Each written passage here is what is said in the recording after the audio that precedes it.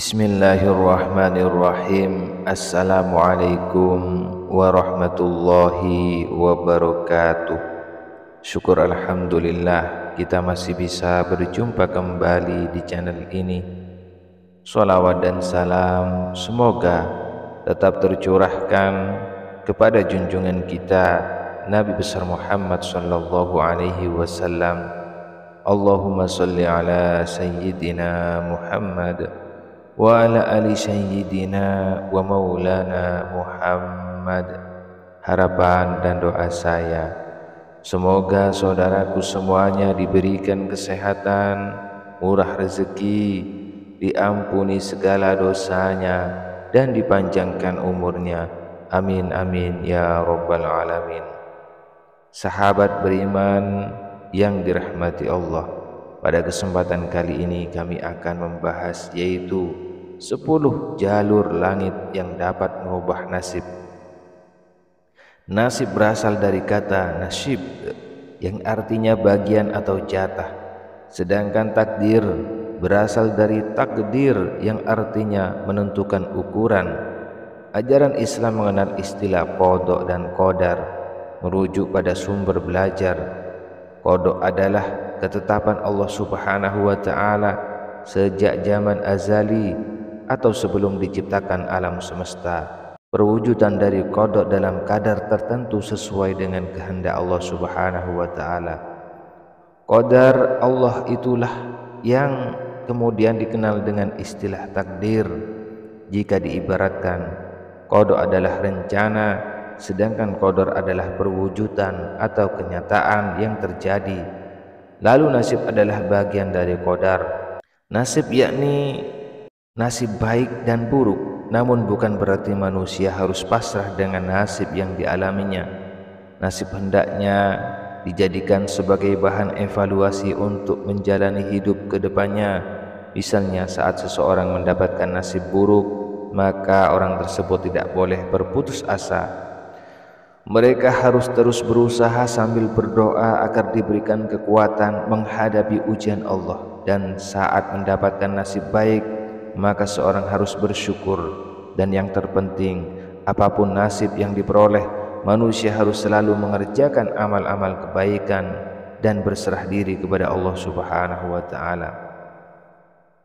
Ada macam takdir. Yang pertama, takdir muallak. Ini adalah takdir yang masih digantungkan pada ikhtiar atau usaha manusia. Artinya, takdir yang telah ditetapkan oleh Allah ini dapat diubah sesuai dengan usaha manusia untuk mencapai tujuan yang diinginkan. Contohnya, apabila seseorang ingin pintar atau kaya, maka keinginan tersebut bisa didapatkan apabila ada usaha yang diiringi dengan doa kepada Allah Subhanahu wa taala. Yang kedua, takdir mubram. Ini adalah takdir yang sifatnya sudah tidak bisa diubah oleh manusia dengan usaha apapun.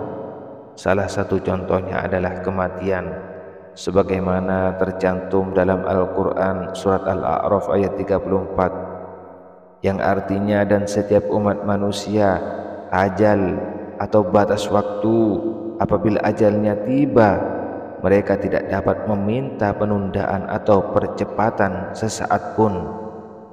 Dalam Islam, ibadah adalah salah satu cara untuk memperbaiki nasib dan mendapatkan berkah dari Allah. Berikut adalah 10 ibadah jalur langit yang dapat merubah nasib menurut keterangan Islam. Yang pertama, salat. Salat adalah kewajiban utama dalam Islam. Melalui salat seseorang dapat mencari petunjuk dan pertolongan Allah Subhanahu wa taala. Yang kedua, puasa. Puasa selama bulan Ramadan adalah ibadah yang dapat membersihkan jiwa dan mendatangkan keberkahan. Yang ketiga, sedekah. Memberikan sedekah kepada orang yang membutuhkan adalah cara untuk mendapatkan keberkahan dalam kehidupan dan membersihkan harta. Kemudian yang keempat, haji.